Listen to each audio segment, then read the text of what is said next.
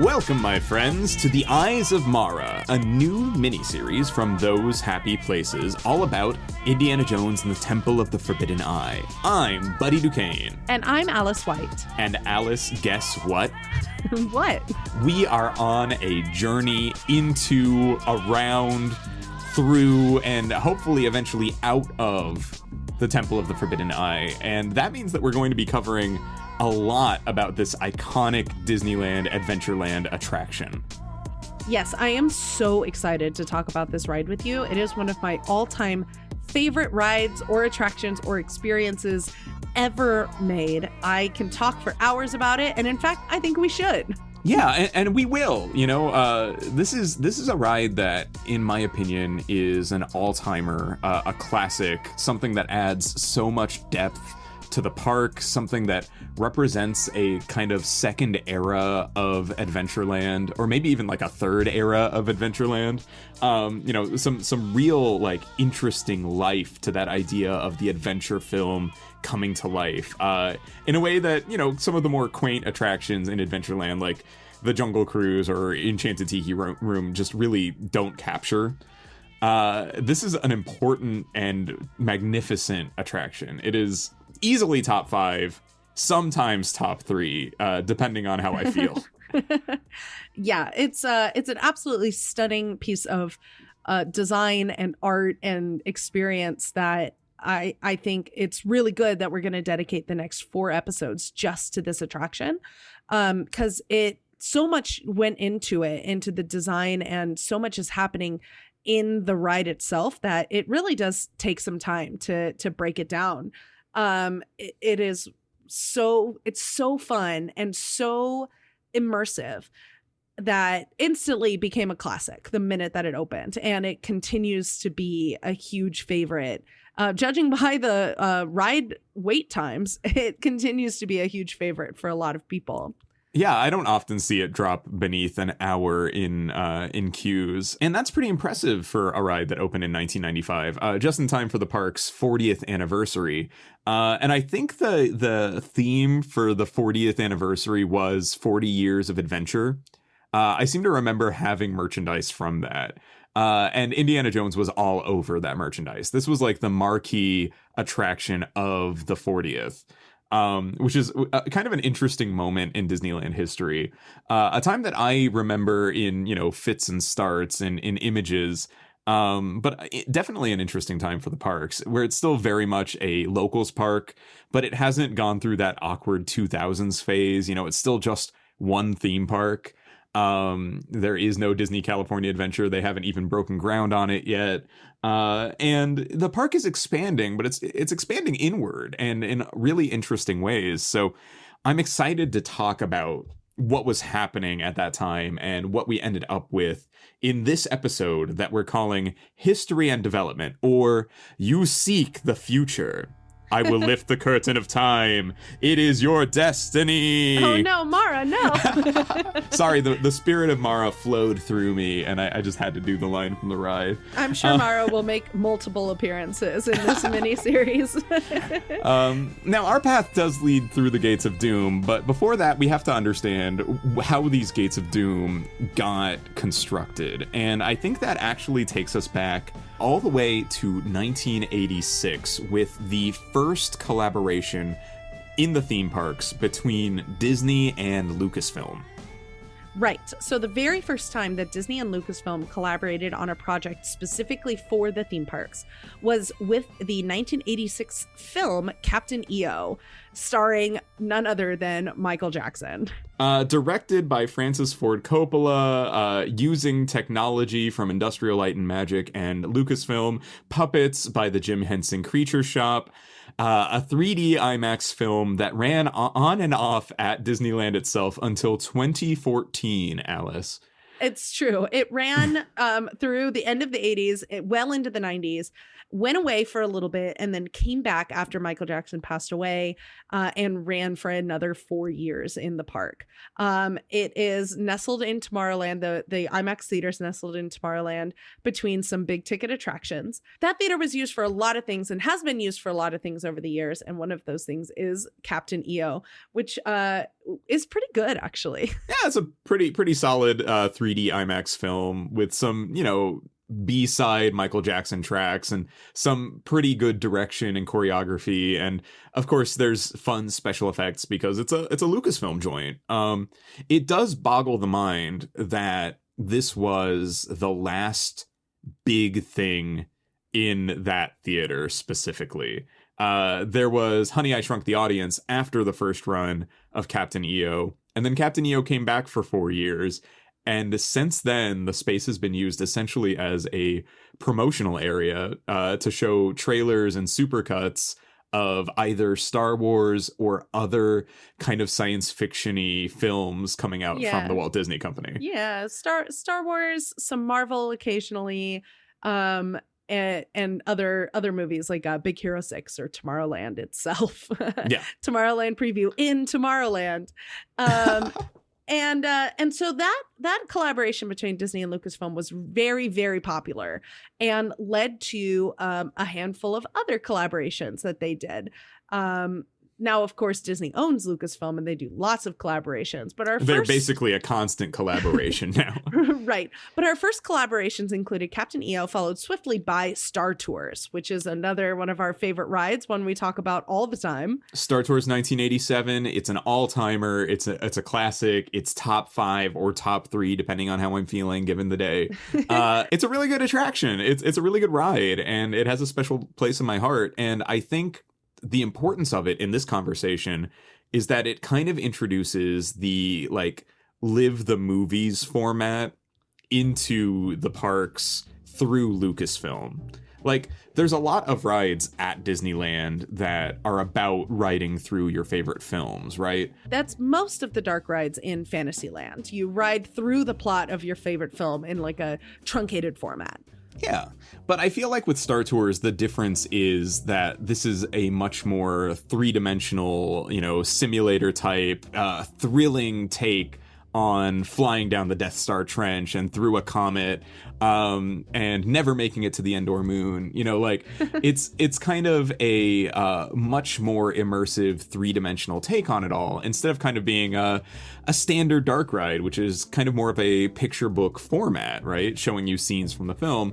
This is more like live Star Wars. Star Tours is your chance to live the adventure. Right. And it did it on such a grand scale that even while you're waiting in the queue to ride on Star Tours, there is a full-size space shuttle there for you to look at. It's the Star Tours transport ship is there. It's the Star Speeder 3000, Alice. We all know about the Star Speeder 3000. The Star Speeder 3000, which is sat, and you can walk right past it and see how big is the spaceship we're about to get on. And there's your friends C-3PO and R2-D2 communicating with the crowd and passing on information on what you're about to do. And so the scale of the thing is massive. And it really is an early example of how Disney and Lucasfilm together specifically could create something on such a scale that the ride becomes more immersive as a result. Yeah, I mean, Star Tours in many ways feels like the first whack at it, where Captain EO is kind of a bunch of people who know what they're doing can get together and make a cool movie that's about 10 minutes in length that can make a good attraction at Disneyland. That's no biggie. But Star Tours is a kind of a revolutionary attraction. I was watching Inside the Attraction on Disney Plus, and there's a whole episode about it. And what I never realized is the level of technology that was used just to project the film onto the simulator, the innovation that had to be done for that. You should definitely check out that episode if you want to know more about Star Tours. But really the point here is we are building the impossible when Disney and Lucasfilm are working together, right? We are building these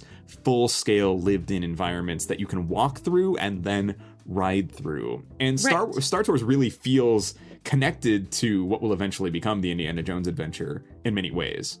Right. And so that brings us to the third collaboration between Disney and Lucasfilm, which was the Indiana Jones Epic Stunt Spectacular, which opened at what used to be the MGM Studio Park, which is now the Hollywood Studio Park in Florida. And the Epic Stunt Spectacular opened in 1989. It's exactly what it says on the tin. It is a stunt show. It's a really cool show where actors dressed as Indiana Jones and other characters from the film series perform really cool stunts and tell like a quick Indiana Jones adventure story for you live in action right there where you sit and watch. Yeah, I haven't been to what was formerly known as MGM Studios or Hollywood Studios since, the 1990s. But I have watched film of this show, which is still very much alive and thriving and popular. And the one that always comes across my feed is actually the one where it's Indiana Jones and also Star Wars. There's like a special engagement. So at one point, Indiana Jones is fighting a Nazi and he like pulls out a lightsaber and they have a lightsaber duel as well. It's pretty good. They do the scene with the plane from Raiders of the Lost Ark. They don't kill the guy with the propeller like they do in Raiders of the Lost Ark. That would be so gruesome. But they do have the plane and it rotates the way it does, like to be a set piece that they fight around, and then it does explode. Which is pretty awesome. As far as stunt shows go, I think I might still prefer Waterworld, the live SeaWorks Spectacular, but only by a hair, and only because probably I'm just nostalgic and more familiar with it. It is an interesting stunt show, and it's still very popular to this day.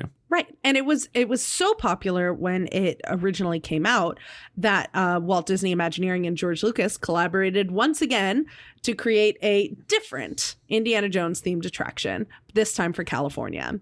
And that is what became the Indiana Jones Adventure, which was originally called Indiana Jones and the Temple of the Forbidden Eye. And I continue to prefer that name, Alice. I also prefer Temple of the Forbidden Eye, but it is just called Indiana Jones Adventure now. But they broke ground for the attraction in August 1993, and it opened to the public in Disneyland in March 1995. It's a pretty quick turnaround for such a big attraction. And it is really a massive attraction. They had to take out a big chunk of a parking lot in Anaheim to build this show building into the parking lot, and because they've run out of space in Adventureland, they had to expand outward a little bit. Yeah, it boggles the mind to realize that the Indiana Jones Adventure sits on what was once the Eeyore lot. Like that this was once such a mundane part of the operational necessity of Disneyland having a parking lot. It's hard to believe on like multiple levels. It's hard to believe because now it's this amazing attraction. It's hard to believe because everything that used to be Disneyland's parking lot is now California Adventure, its sister park. It's hard to believe because, Disneyland simply has not been that way for now almost our entire lives. Like, I seem to remember a parking lot in front of Disneyland. I feel like when I reach back into the Mind Palace, there's something there. But, we were very young. And by the time California Adventure, they broke ground on that and started building it across the way, the parking lot started to become a distant memory. And so it's so odd that Indiana Jones Adventure, which is now smack dab in the middle, kind of, between the two parks, was the edge of Disneyland and absorbed parking lot to become itself. It is wild to imagine just the scale of how much Disneyland has changed. I remember the parking lots very clearly. My parents always framed the tram ride journey through the parking lot as the first and last ride at Disneyland. Oh, we get to go on the tram again. Yay, the tram again. And let's go find the car. And that was always like a part of our day. I remember the parking lots all being named after different characters. And I do remember the Eeyore parking lot, but not too clearly. Yeah. But But boy, do I remember the Indiana Jones ride. I remember being terrified of the Indiana Jones ride. It was so scary to me when I was very, very young. And that, I think, is a testament to the design elements of the ride. They worked really, really hard on this ride. 2 years of development.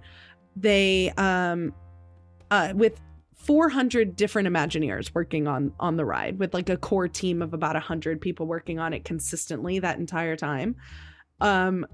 And all of that work and all of those people doing the work, it totally shows. The ride is very, very intricately constructed. There's no detail left, unpolished. It's really, really good. Yeah, in a lot of ways, the finished product feels like a huge jump forward from Star Tours. I mean, we're talking about, between 87 and the opening of the attraction in 95, only 8 years of refinement in the Imagineering process. And to see how far things had come and how, for lack of a better word, modern the ride was and is in terms of design philosophy. I mean, Alice will get there in a future episode, but there are entire subplots and stories told simply through set in the queue.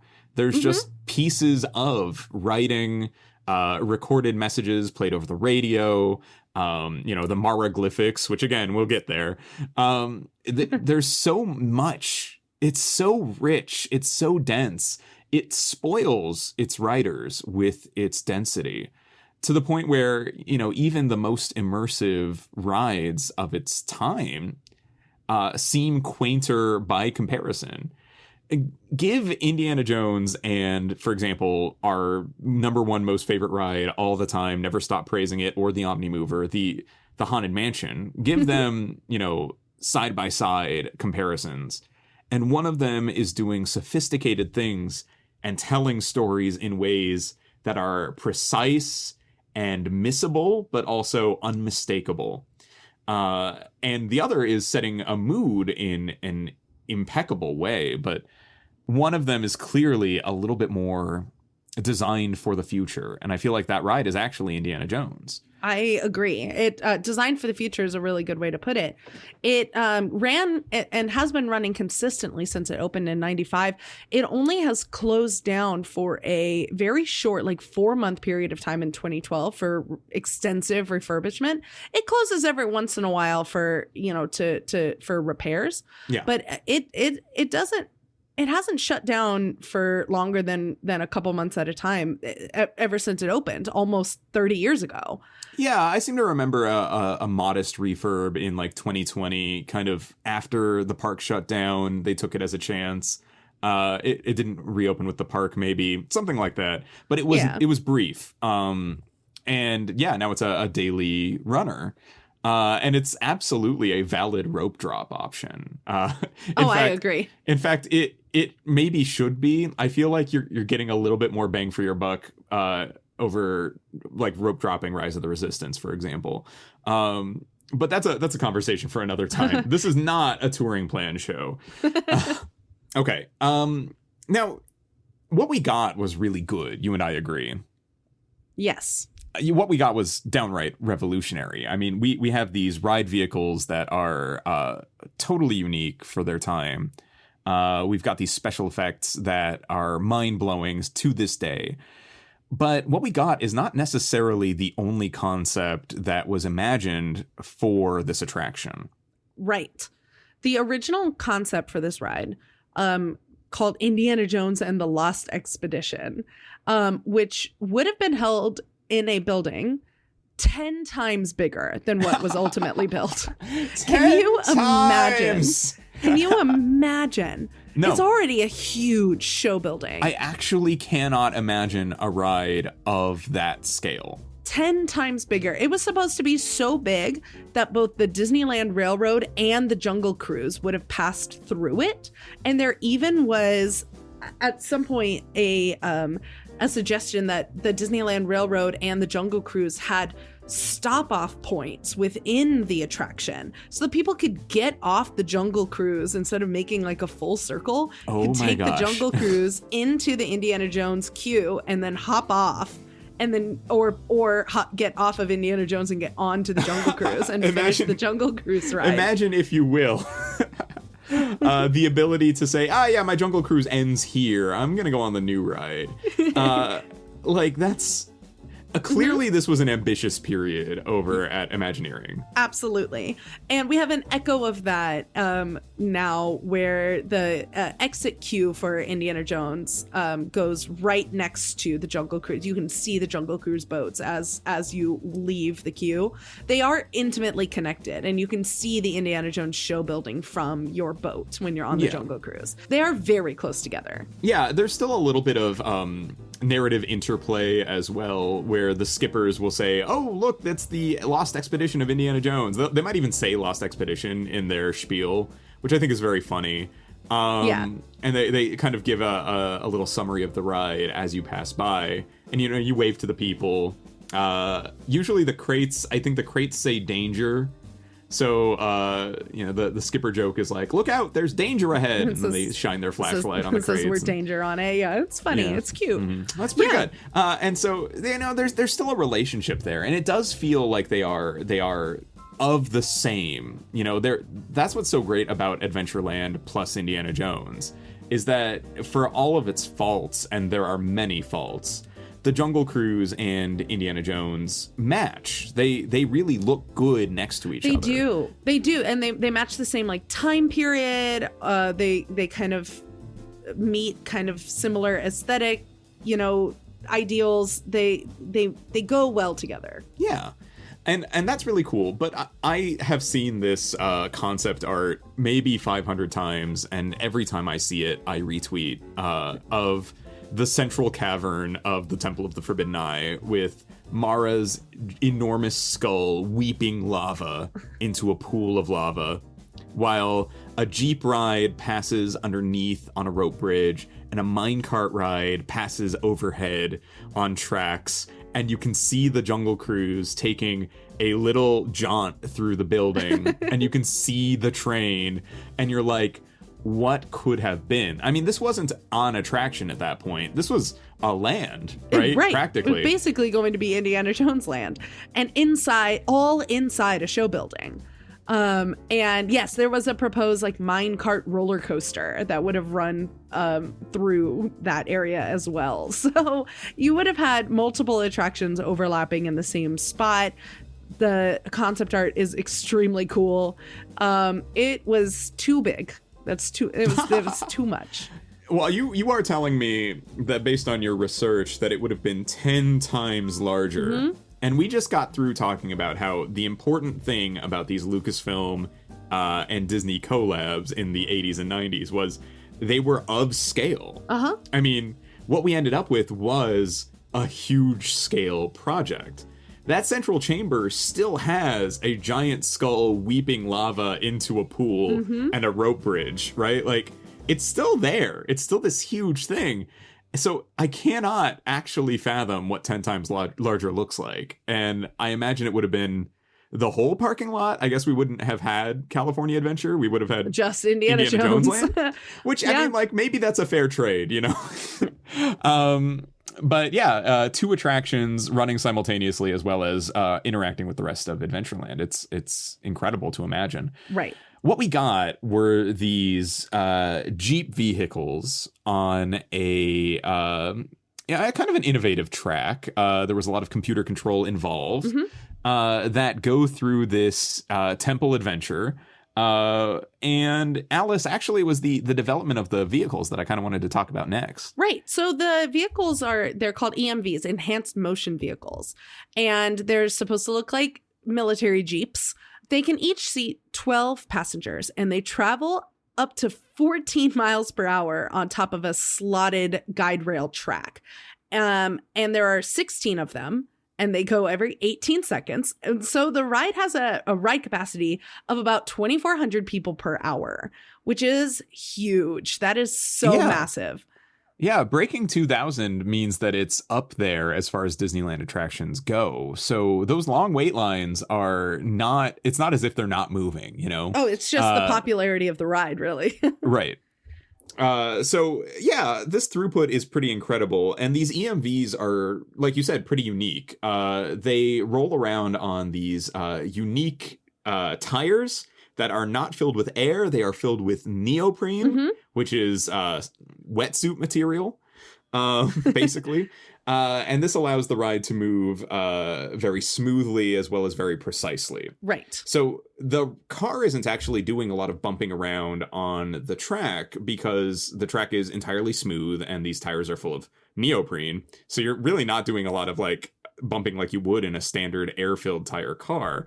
Instead, the car is simulating any bumping or diving or harsh stopping that you're doing through the use of this enhanced motion system. Right. Which is a system of computer-controlled hydraulics synchronized to the ride that run simultaneous with the action around you. Yes. And the music, not to mention the music. Of course. Have we forgotten to mention Sir John Williams himself? An original score for the ride, with this absolutely amazing score that is also synced perfectly to the ride and to the motion of the vehicle. I was reading about the score, actually, just a quick sidebar here. The score is, each track of the score is timed to how long it should take the Jeep to travel through the scene. And there are a couple of stopping points in the ride where you might like idle the Jeep for a few extra seconds if it's like taking a while to start the next Jeep, if there's like a wheelchair transfer or something. And so you will idle there for a while. And written into the score is like stalling music and Jeep sounds. And so it will not start the next track of music until you have crossed that threshold into the next part of the ride. So it is all perfectly timed out, exactly as it should be. And all of the sound effects for the ride, it all is integrated in the score coming out of the speakers on this Jeep. I actually really love those moments where the Jeep pauses and there's kind of a low hum in the score. It's like a bum. It's like a breath, right? Like it can happen in like right before the bridge, where you end up idling there, or it can happen before the boulder room, or right before the darts as well. Exactly. It's a really good way to like increase tension while still like accommodating the fact that the ride might be delayed a little bit. Yeah. So instead of just stopping still and everything going quiet, you still have this like tension building, like, oh no, what's going to happen? When are we going to start back up again? Kind of thing, which is built into the ride itself. Yeah, and importantly, the Jeep never stops feeling like it's running, except for that time where the engine dies, which is part of the choreography. That's also built in, yeah. You're right. But the Jeep is vibrating as if it is running an old gasoline engine. So there's a lot of just verisimilitude in that. It's very true to life. It's very believable. When you're on the rope bridge, the vehicle is moving as if you are going over planks on a rope bridge. An opening scene, as you travel down like the path of destiny or whatever, the Jeep is supposed to feel like it's floating, actually. And that was all possible because of the EMV system. And I think like every day I wake up amazed that the EMV exists, that the EMV goes 14 miles an hour. That feels so fast, actually. Right? And that for some reason, the EMV is actually a rare ride system. Right. Yes, this particular ride vehicle system, proprietary to Disneyland, is only used in one other ride in all of the Disney properties, other than the other Indiana Jones adventure, which is in Tokyo. So right. 2 Indiana Jones rides and one other ride. And and our Florida friends will know that it is, of course, the ride Dinosaur. Dinosaur, which opened as Countdown to Extinction. It's in Animal Kingdom in Walt Disney World. It opened in 1998. And I've been on Dinosaur. It is the first thing I did when I sat down in the little Jeep and it started moving. The first thing I did was, wait, isn't this Indiana Jones? It moves exactly the same. It has exactly the same pattern of movement. It might as well be the same ride. I mean, yeah, it is entirely rethemed. You're in a time travel dinosaur jungle instead of a forbidden temple. But when you say exactly the same, you mean that the track was literally copy pasted. It feels like that. There's an upward part. There's a bit at the end where you think you're gonna get attacked, and then you zoom forward to escape. You know, like it feels like the boulder scene. Yeah. There's, you know, it's more of a like a pared down version of Indiana Jones. There's no great big bridge to cross over, and there's no 45-foot tall skull of Mara. There are pretty neat audio animatronics of various dinosaurs. But it's like the scaled down version of Indiana Jones. But if you are not familiar with Anaheim, but you have gone to Orlando and you've ridden Dinosaur, then you will be familiar with the EMV that we're talking about. Our Floridian listeners are shaking, crying, absolutely in shambles that you would call Dinosaur the pared down version of Indiana Jones. Well, they just are going to have to come to Anaheim and see for themselves, because it really is on a whole other level. I like the dinosaur ride. I've been on it a few times. Every time I go to Animal Kingdom, I'll pay it a visit. It is not the same. The first thing that you said about Dinosaur, formerly known as CTX, Countdown to Extinction, was, I've ridden Dinosaur, and that's all you had to say about it. It's fine. It's cute. I like the cue for it. I love the something goes wrong element to the story. Like, it's nice, but it's no Indiana Jones. That's incredible, Alice. I cannot wait for the angry comments from our Floridian friends who feel the same emotional connection to Dinosaur that we do to Indiana Jones. That can't be true. All right, that's. You said it so deadly serious. It can't be true because of how much I love Indiana Jones. No, you don't understand. It's because I'm so in love with you. It's because I'm so in love with Indiana Jones. So love has blinded you. So what if I offered a like a piece, like an olive branch, and what if I say that Expedition Everest is twice the ride that Matterhorn is? Oh, that goes without saying. Yeah, I mean, like, I'm trying to throw a bone to Animal Kingdom here. Okay. Well, Expedition Everest will never be the Matterhorn, but it also does not attempt to be. And I feel like Dinosaur does attempt to capture some of the Indiana Jones magic. I think it fails. I think it shows the power of theming, right? It does. The difference between them in terms of movement is negligible. The difference between them in the setting, the mood, the tone, the theme, the execution, and of course the impeccable music by Sir John Williams himself, which I can practically sing like line for line. You know what I mean? Like, I can totally do it. I'm hearing the chorus in my head. Right. I will not like do that now because I feel like that would make bad audio. But like, yeah, I know the score of the Indiana Jones adventure, the way that I know the score of Star Tours. The power of John Williams's work, along with the impeccable design of this classic attraction, elevate it to levels that go beyond even its really cool ride system. Now, the ride system does have some drawbacks. I know that it is prone to like computer glitches, which force the ride to stop and kind of do a full reset. It is running on 1990s technology.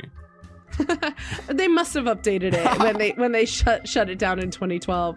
But I imagine that the Imagineers who do maintenance on it have to do like the Jurassic Park, like navigate big computer towers inside their computer and like find the file, and then like the computer hands like open it up.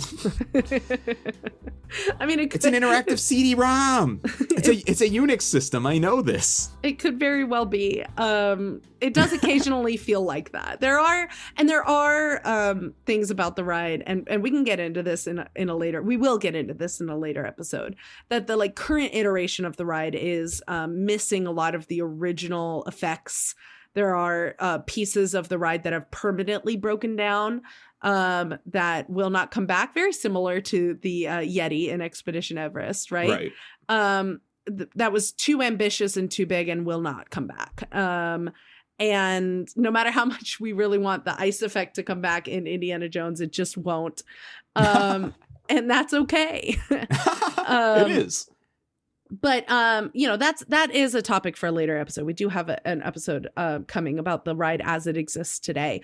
But to talk about the ride as it was formed, and the like hundreds and if not thousands of little pieces of special effects that happen while you're on this ride, and every single teeny tiny moving piece as you drive through on this incredibly cool Jeep through this incredibly cool building, very intricately designed to be as immersive and as exciting as possible.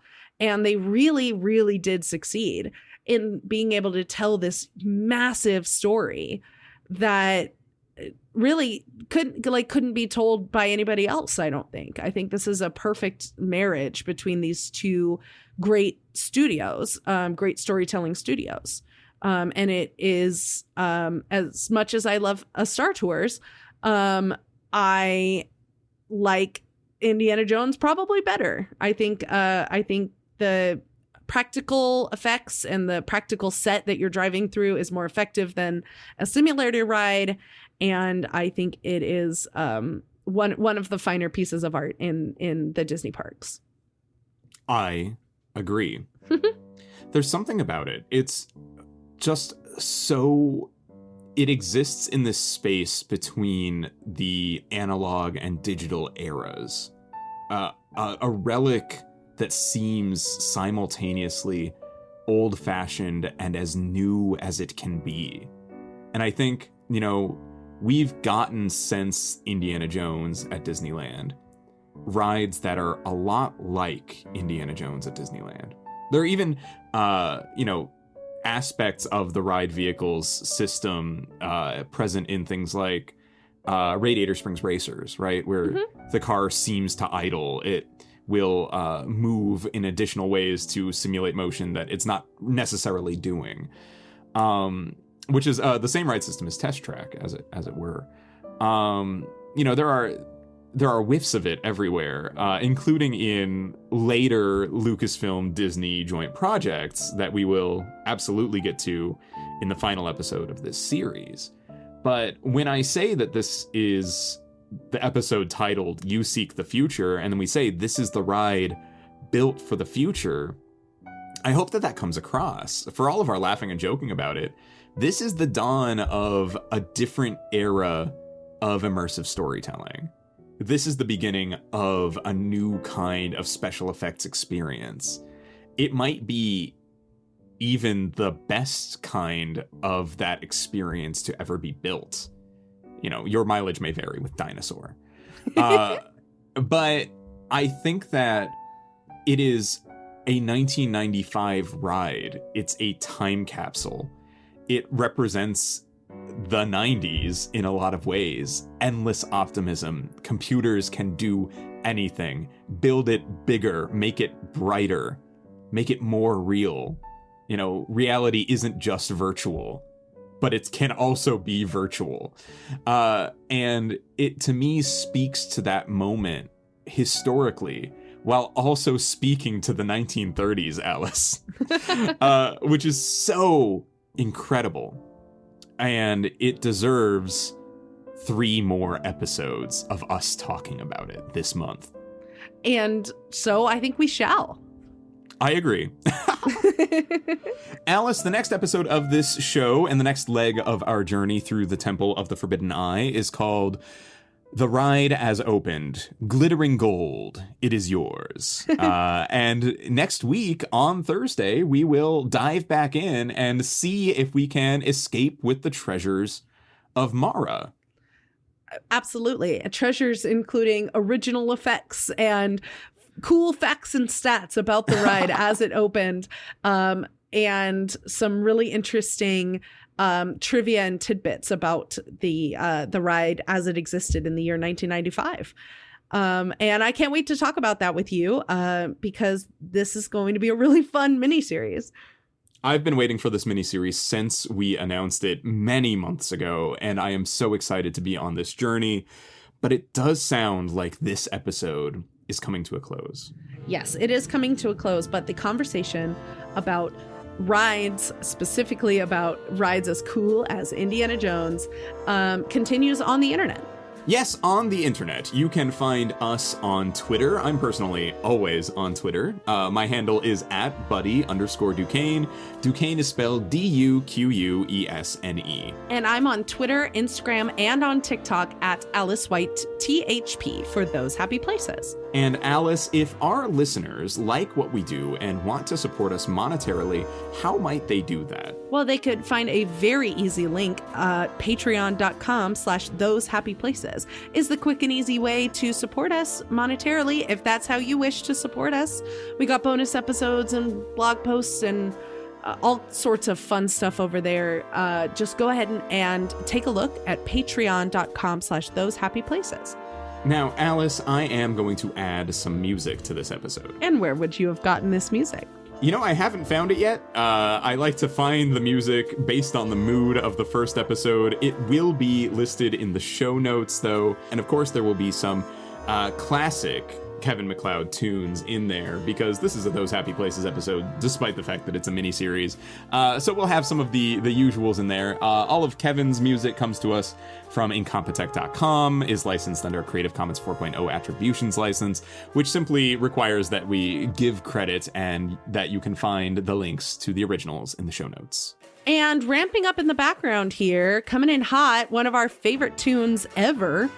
It's Golden Gate by the California Feet Warmers featuring Phil Alvin. Oh, Golden Gate by the California Feet Warmers featuring Phil Alvin is one of my favorite songs, and it is the theme song of Those Happy Places. I'm so glad we could add it to this episode. We would like to thank the Feet Warmers for letting us use their music, and you can find more from them at thecaliforniafeetwarmers.com. Alice, I am so excited to be embarking on this journey with you. Yes, I also am excited. Let's put on our expedition hats and dive further into this amazing topic. Thanks for doing this episode with me. I cannot wait. Thank you for doing this episode with me. And to everyone out there, I say this. Tourists. Why'd it have to be tourists?